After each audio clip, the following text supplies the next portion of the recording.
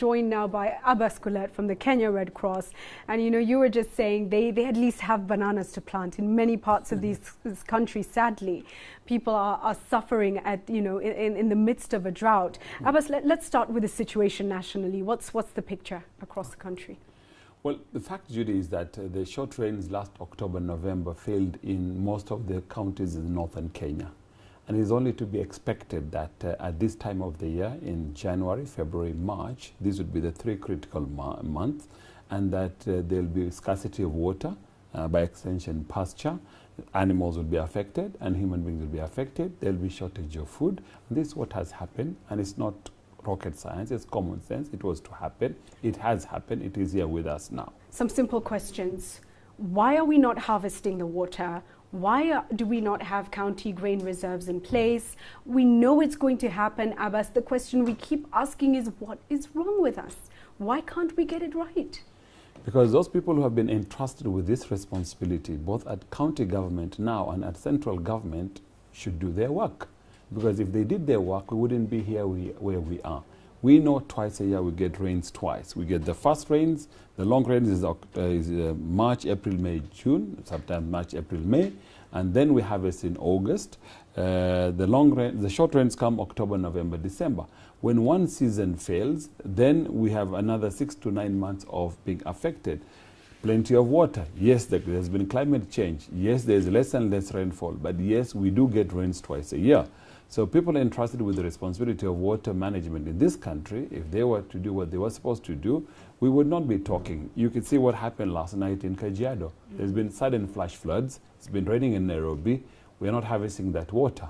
But there's water everywhere in this country, even in the arid and most semi-arid parts of this country, including Turkana and Mandera and Wajir, Samburu, Pokot. All these areas, they get rain still twice a year. We're in a situation where the floods claim lives and the drought claim lives as well, and we're not taking any human action. Let's talk about what the Kenya Red Cross is doing. Before we go to the general picture countrywide, let's talk a little bit about Kaikor, which was really the heart of the drought across the Horn of Africa in 2011. Yes. And Kenyans came together, and even our neighbors sent some money, and we had this whole Kenyans for Kenya, and we raised a lot of money. We dealt with this situation, but we also set up some projects. Yes.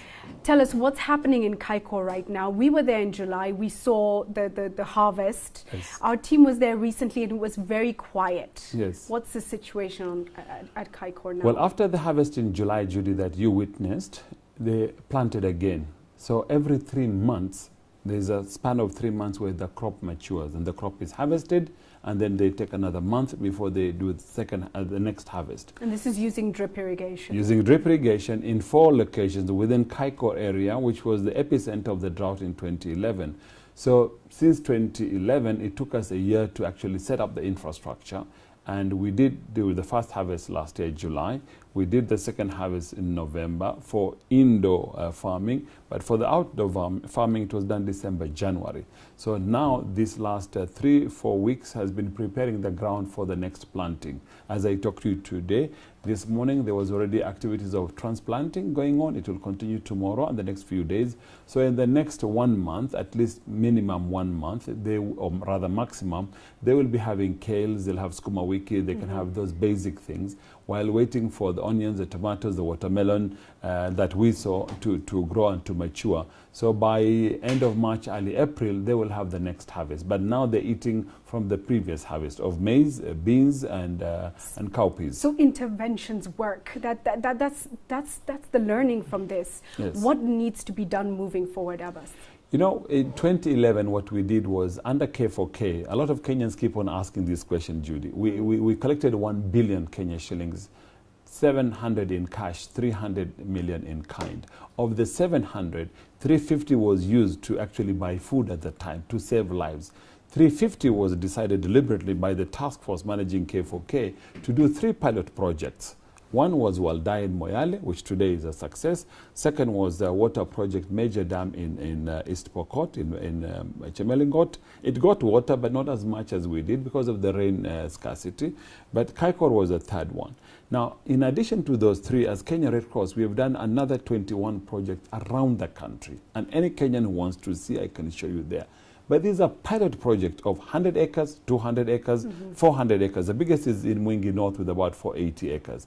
The idea was to show, even in these arid, semi-arid parts of Kenya, it is possible. As long as we are willing to get water, you can grow food anywhere. And the idea was for the government to now take over and escalate. Is it happening in any county in this country?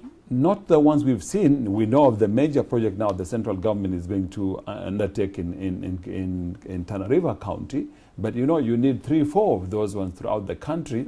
But Judy, today, even in Turkana, with the amount of water underground in that county, leave alone the oil and other wealth, if water is properly tapped, even rainwater, leave alone the underground water, and investment is done, county governments have the first responsibility. They should have strategic grain reserves for the county. The central government comes in when it is appropriate, but we always are firefighting because we're not walking the talk. We're not investing monies where it should be invested. And I'm saying, give it to me, the money, and I can do this work. And I'm not bragging, but I'm serious about it. Abbas Gullet is saying if the county structures are not going to do the job, the Kenya Red Cross will do the job. We've just had an interview with Senator Kindiki Kithure saying it's all about using funds for development. And so we're asking you, take a look at what's going on in your county, what's happening with your county budgets. Is your county budget being used well? Are the Mwananchi suffering, or is it something that is benefiting them? Those are the big questions. Thank you so much, Abbas, for making time to be with us on Sunday Live. We come now in just a short while to Who Owns Kenya. Let's take a short break, and we bring you British American Insurance. Stay with us.